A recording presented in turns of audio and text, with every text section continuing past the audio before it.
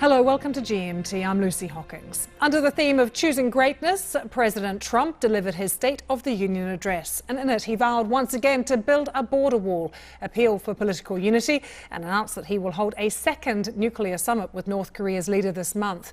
Neither did he miss the opportunity as well to criticise what he called ridiculous partisan investigations into his administration, claiming they were a threat to the economy.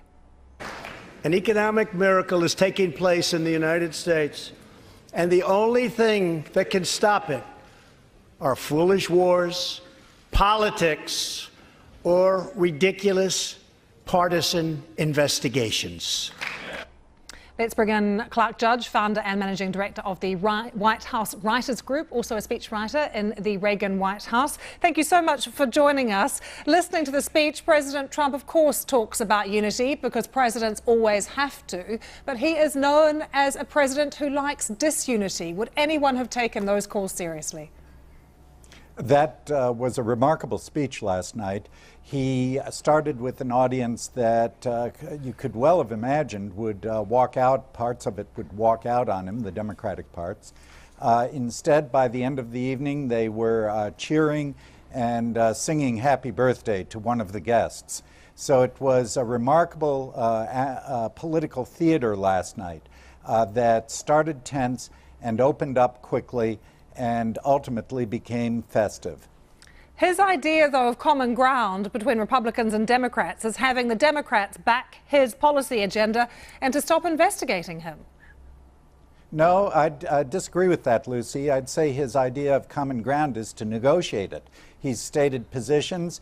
The Democrats have stated theirs every bit as, under Mrs. Pelosi, every bit as emphatically and even more rigidly than he has. He's put out offers to compromise. They have so far rejected. This will be played out for a while, but this was the whole theme of this last night was let's find some ways to get together and get things done. Let's have a listen to a bit more of his speech because ahead of it, of course, border security is such a big issue. Let's play part of the speech on that topic.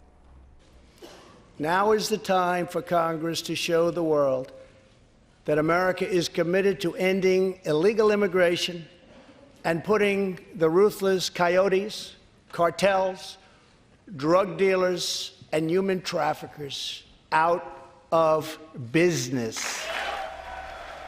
He felt there, Clark, like he was really playing to his base there and demonizing migrants, immigrants coming into the U.S. But I also wonder... Lucy, I do have to ask you about the border wall. He's promised to build the border wall. How exactly is he going to do it? This is part of the compromise that he's seeking.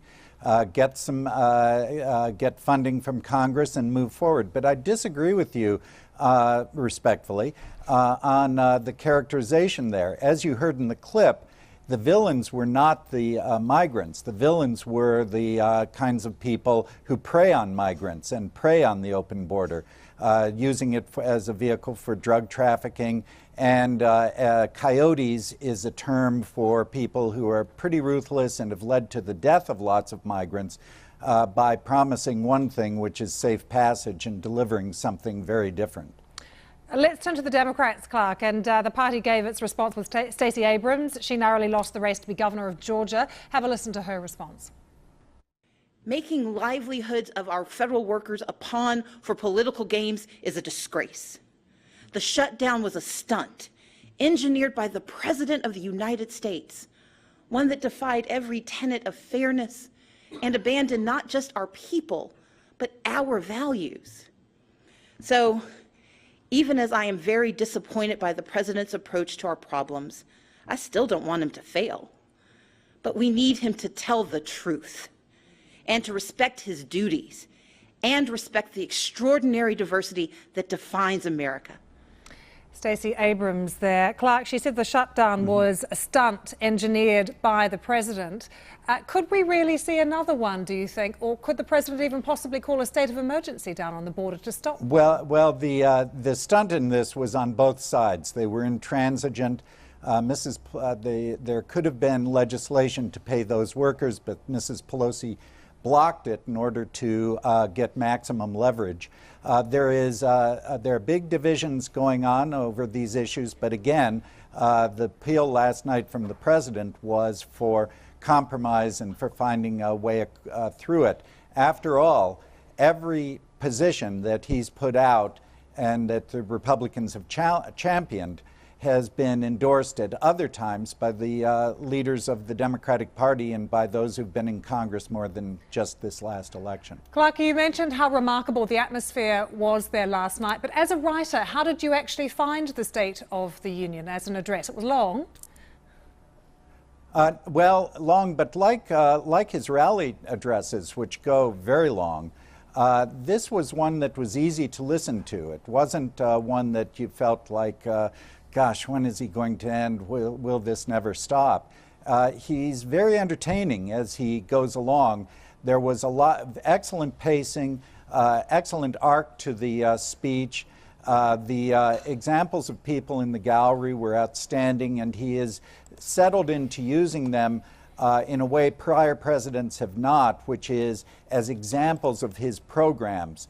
And with every program, in many ways, having someone who's an example of it in the galleries. Very effective, very listenable, and one that, as I say, by the end of the evening, who would have guessed it? A festive atmosphere in a divided Congress. Clark Judge, really great to have your thoughts. Thanks so much for joining us from Washington. Thank you, Lucy.